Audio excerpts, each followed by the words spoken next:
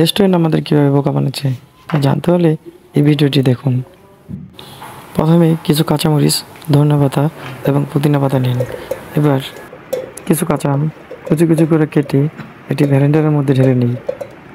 আপনারা ভাবতে পারেন আসলে কী তৈরি হচ্ছে, কিন্তু এমন একটি জিনিস তৈরি হবে যা আপনারা কল্পনাও করতে পারবেন না, যা রেস্টুরেন্টে অনেক দামে বিক্রি হচ্ছে। এবার এর মধ্যে ধনিয়া পাতা, পুদিনা পাতা এবং কাঁচামরিচ মিক্স করার পর বুঝতে পারবেন আসলে জিনিসটা কি তৈরি হচ্ছে।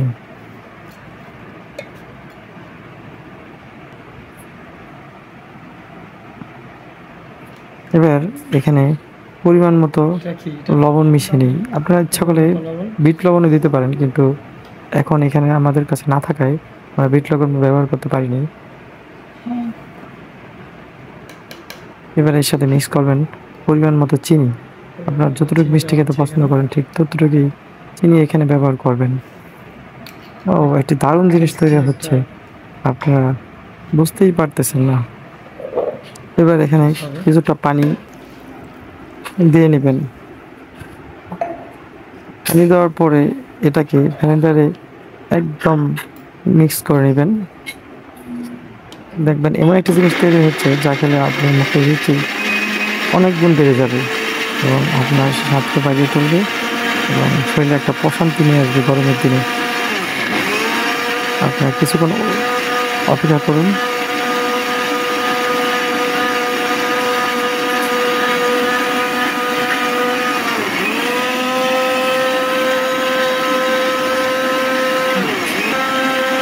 মিশ্রণটি মিক্স করা হচ্ছে ব্লেন্ডারে।